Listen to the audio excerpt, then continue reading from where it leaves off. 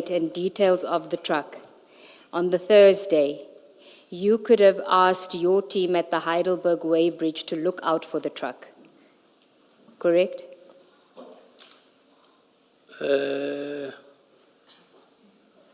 I don't think so. Why not? Well, it depends, because hence I'm saying I am treating it, it's a sensitive information. I won't just say, look out for the truck, as if I'm interested in or doing business with such things. No. Hence I'm saying it depends. No, it's not sensitive information to say to your team, to say to the people at the Heidelberg Way Bridge, there's a truck with license plate XYZ, please be on the lookout, and when this truck comes by the Way Bridge, pull it over and make it wait. There's nothing wrong in saying that. You could have done that. No, you don't just say that. If I'm saying look out, be on the lookout for this truck, what is it doing? How about this truck? Look out for? Yes, but you have a suspicion and you don't want to share that information with anyone else at the moment, right? That is your version. Hence I'm saying it depends. I was not going to do it. I know you were not going to do it. You didn't do it. I'm asking you whether you could have done it. No. You couldn't have? No. So as the acting deputy director of the Sidibeng district and the chief provincial inspector, who you indicated you were responsible for doing inspections at the Heidelberg Way Bridge, you couldn't have simply said to them at the Way Bridge, there's a vehicle that's going to come past here. If it does, pull it over, call me, and I'll come out. Why couldn't you do that? Remember the information I got. It doesn't fall under our mandate. So if I would have said that to them, I am saying that to them to do what? To call me, and then I was not going to do it because I know it's going to give us a difficulty in dealing with it. It still needed subs. Now, bearing in mind that you said you would have to report something like this to subs, did you report? Yes, I reported. To whom? I did not report. I requested manpower in the morning. My understanding is that asking for, so your answer is you did not report. I did not report. And this is something that you ought to have reported, not so?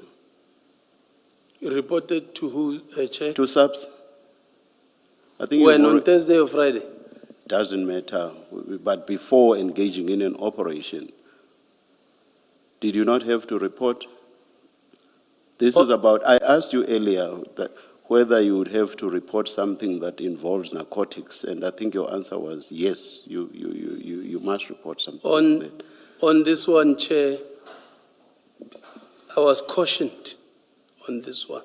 Hence, I did not report directly to subs. So you do not comply with prescripts based on something that a civilian tells you.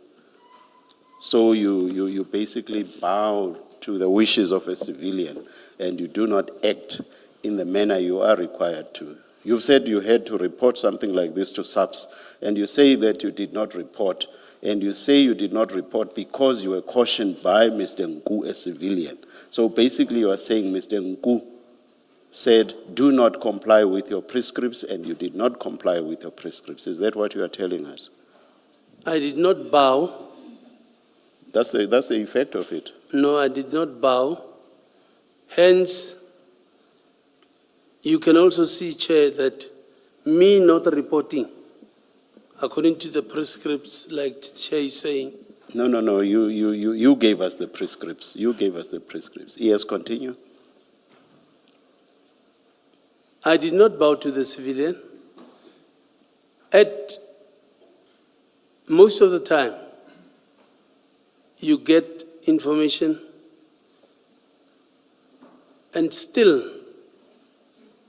use your own discretion. You don't just report anyhow. Use your discretion to the extent of not complying with prescripts? Not complying to the prescripts.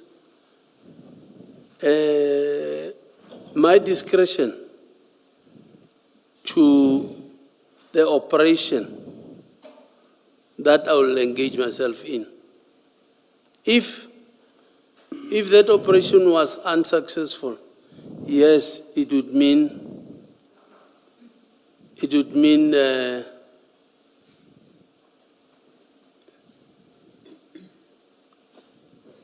it was not successful, then it would mean I would have broken the law. No, It's not a criminal offense not to. I want a direct answer to my question. My question is, are you saying you are entitled to use your discretion contrary to applicable prescripts? Is that what you are saying? Yes, Chair. And where do you get that entitlement from if it's directly contrary to existing prescripts? Where would you get the entitlement from? I can't say where do I get exactly, but at times you apply your mind, Chair. Yes, you could see me, as long as the decision you are taking, you'll be able to substantiate. I don't think there's a problem. If your exercise of discretion is contrary to prescripts as you accept it is, so would you accept that the exercise of a discretion in those circumstances would be unlawful? No, it's not a criminal offense. No. I'm not asking you about a criminal offense. I'm asking you about something may be contrary to prescripts without being a crime. Do you understand that? Yes. Yes. Chair. Now my question is,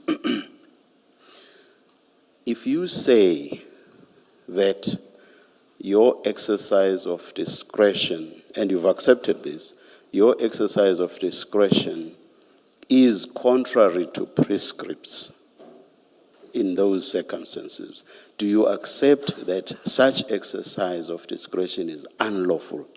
The answer must be yes. I can't see any other answer to that. No, Chair. If it finds me to be in the wrong, it's unlawful. No. The lawfulness or otherwise cannot depend on the ultimate outcome. It can never be. The lawfulness or otherwise must be determined at the stage you are acting, because the prescripts exist already. And it's a question of whether you act in accordance with them or you don't. And if you do not act in accordance with them, surely acting contrary to them must be unlawful. It's as simple as all that. Because otherwise, if it's contrary to the prescripts, where would the lawfulness come from? How we operate as law enforcement officials, I don't see it as unlawful. Where does the lawfulness come from? Hence, I'm saying if it finds to be wrong, my actions. It's wrong at the entry point, Chief Mashaba. It's wrong at the entry point. Once you act contrary to the prescripts, that's unlawful. It must be, surely. Regardless of what the outcome might be at the end. That's very logic. That's simple logic. Okay, fine, Chair. If we're not talking this case, it is unlawful. Thank you. If we're not talking this, it is unlawful. Now, my earlier question was, and what makes this case different? What makes this case different? Because it is In terms of, because you've accepted that with narcotics, which this case was about, with narcotics, you have to report that to SAPS. And we know that you did not report. I'm correct thus far, am I not? We know Yes. that you did not report. So based on the prescripts that you told us about, that must be, even in this case, that must be unlawful. So I want to understand the distinction you appear to be drawing about this case. not that I bowed to the information, but because of being cautioned, I don't see it as... Being cautioned by Mr. Nku, a civilian. Yes, Chair. Now that takes me back to my original question. My question was, so you follow, I'll avoid bow because you seem not to want to subject yourself to the verb bow. Now, you choose to follow what Mr. Nku says to you, the result of which is you breaching existing prescripts. So that's the choice you made. I don't choose, Chair. I don't choose. I think, like I'm saying, if I will be found to be in the wrong, yes, I would agree. But in this case, because at the ultimate end, we know that our bust was successful, I still give myself a tap on the shoulder. So the breach of prescripts becomes irrelevant because of a fortuitous outcome. The breach of the prescripts right at the beginning becomes irrelevant according to you. Hence I said, Chair, if I can substantiate my actions, yes. I will end this debate because it doesn't make sense. I will make it from your side, not my side. What I'm saying makes sense. I will end this debate, Chief Mashaba, by saying, I suggest to you that, one, you breached existing prescripts, which we get from you, and in respect of which you actually accept the breach. Two, I will go further. Everything I've said thus far, you have agreed to, and this is the part that you don't agree with. I will further suggest to you that your conduct was unlawful. You may comment if you want to.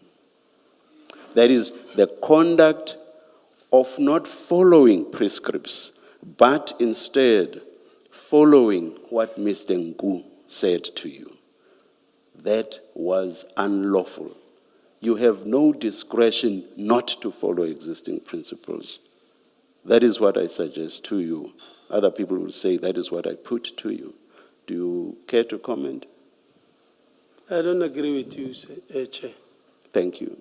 For the reasons that in the end, the bust was successful. That's your main reason.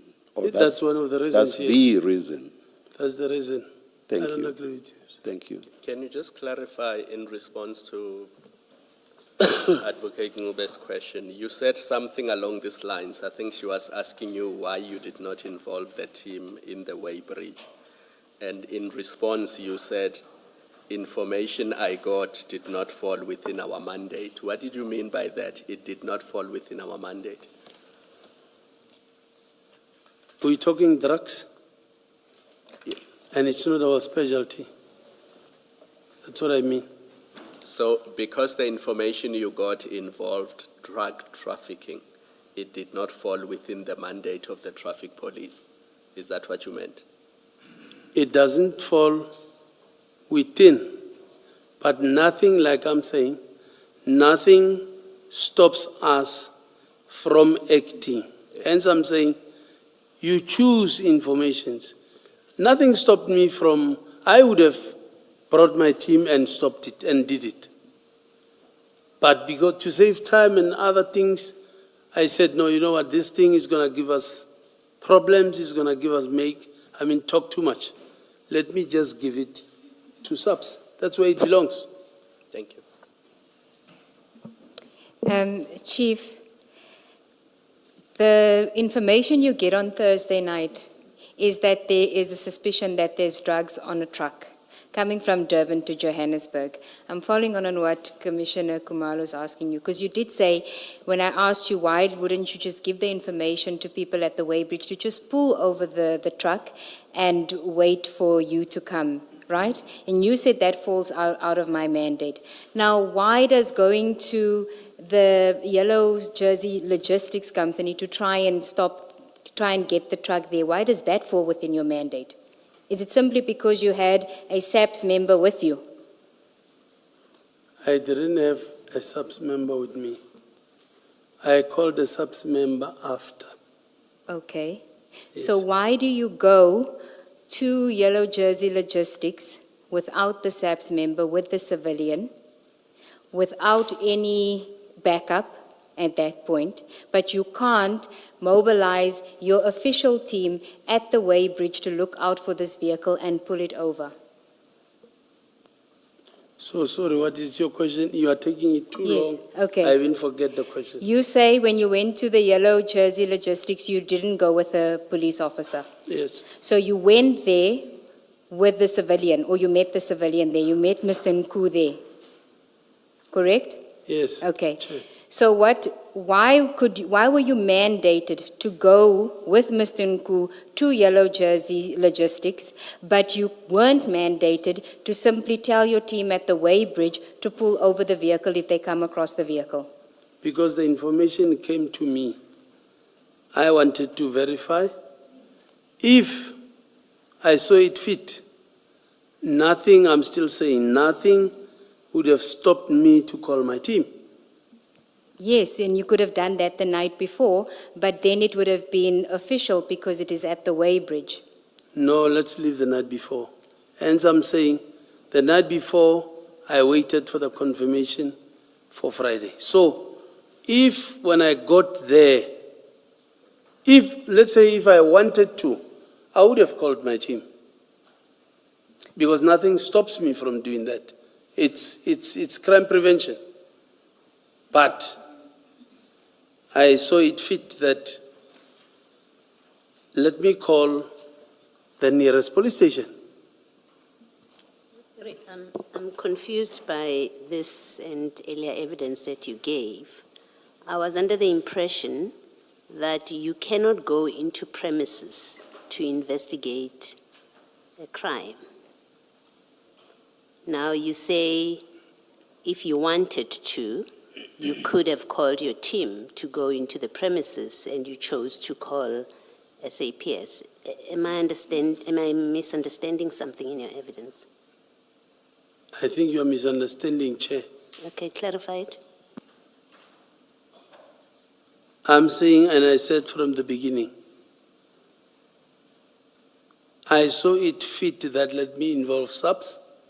And in the beginning, I also said, applying for search warrants, it's simple and easy for subs. But, hence I said, this thing, or the road, is a crime scene for us. I would have waited for it to come, calling my team. When it goes to the road, we pounce on it, and there was nothing wrong with that. Yes. My question is different. We know this truck was on the road at some point that you are now involved and you didn't stop it. So let's park what you could do when the truck is on the road. I'm asking you a question about you went into premises. You went into Yellow Jersey premises. They refused you opening the truck. You allowed it to get onto the road. You did not stop it in the way that you say you could have stopped it. And then it got to Scania, and you got into Scania premises. And that's where you actioned this. Those are the facts. That's what happened. There's no controversy about the movement of this truck from Yellow Jersey, your presence at Yellow Jersey, its movement to Scania, and you arriving and getting into the Scania property. There's no controversy about that, no? I didn't try to enter and I was refused. Sorry, I don't understand what you're saying. If I heard you correct, Commissioner, you're saying I was refused to enter. No, I didn't say that. I'm saying to you, the facts that have been established from your statement, Mr. Nku's statement, Mr. Mohane's statement, the employees of the two different companies' statements, the common facts are you, Chief Mashaba, went into the property of Yellow Jersey when the truck was there. You meet with Mr. Nku, he briefs you, and then you speak to Mahane eventually, so you didn't and the three of you proceed. I entered with Mahane. Yes, that's what I'm saying. You were there on that property. Well, what is there? What is it that you're disagreeing with? Oh, I said, I heard you saying I entered and I was refused. I didn't say that. I didn't say that. Please try and walk with me here. Don't anticipate me. Just walk with me, and you can correct me if I'm wrong. I'm saying to you, you, Mahane, went to Yellow Jersey property. Yes, Chair. You entered that property, right? You then left the property following the truck. The truck left for Scania. You were behind the truck. Correct. You were accompanied by a Yellow Jersey employee. You give us his name, right? That you said he can join you just to make sure that you are not bogus. He gave us the escort, correct? Yes. So you all traveled together in convoy. And then you arrived at Scania, this yard, the Scania yard, and you all went onto the property. I'm right so far, right? In that Correct. recollection of the Yes. evidence. Yeah, so there's no controversy about that. My question is, I earlier understood, much earlier in the day, today, I understood your evidence to be that you don't, as traffic police, get onto a property to investigate a crime. I understood your evidence to be that. And I was asking you to correct me if I'm wrong in that understanding of your evidence, that when it is now on a property, you don't have the jurisdiction to go and investigate it. You call the SAPs and you go in with the SAPs. Hence I said, Commissioner, as a traffic officer, it's something else. As permitted by law under 334, nothing stops me. Hence I was asked at some stage, where Namashaba, what else can you do? I said, the only thing that I cannot do is to investigate the docket. Other than that, I can, Chair, Commissioner, I can. So you didn't, are you saying you did not need the SAPs to be there for you to conduct the operation that you eventually conducted? SAPs did not have to be there. To make things easy, Chair, you quickly involve people that you know life will be easy when you are with, because that is the area of expertise. So, That is SAPS. yeah. Chief Mashaba, that's not my question. Please, it's not my question. My question is, and it's simple, it's straightforward. It is your evidence that to conduct this operation at Skenia, where you instructed them to open the container, and it was opened, the drugs fell out, and they were put onto a van. It could have been anyone's van. My question is simply this. For that to happen, for you to be able to instruct, to get onto the property, instruct, open this container, put these drugs onto a van, you did not need the presence of SAPS. And I'm simply at this point not debating the correctness of whatever your answer is. I'm asking to clarify, is that your evidence? You did not need the SAPS to be there. This is an operation that you, traffic officer, could have called your other colleagues and did exactly the same thing without SAPS. It's simply that. I'm saying, Chair, Commissioner, I needed SAPS, but I'm still saying nothing would have stopped me from doing that if I was following or I did exactly what I did from Yellow Jersey. Nothing would have stopped me to have entered into that premise. Nothing. But I needed SAPS. Okay, just so that I'm clear. You could have done what you did at Skenia without involving the SAPS. I could have done that. You could have done it. I could have done that, yes. And there's nothing that required you to involve the SAPS. Nothing like what, Commissioner, if I may ask? Call it a prescript, a rule, a procedure, whatever.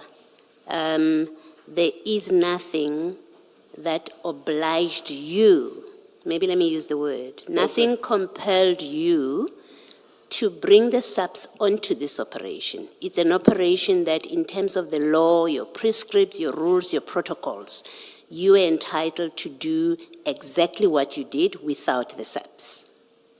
If I had reasonable suspicion, nothing would have stopped me.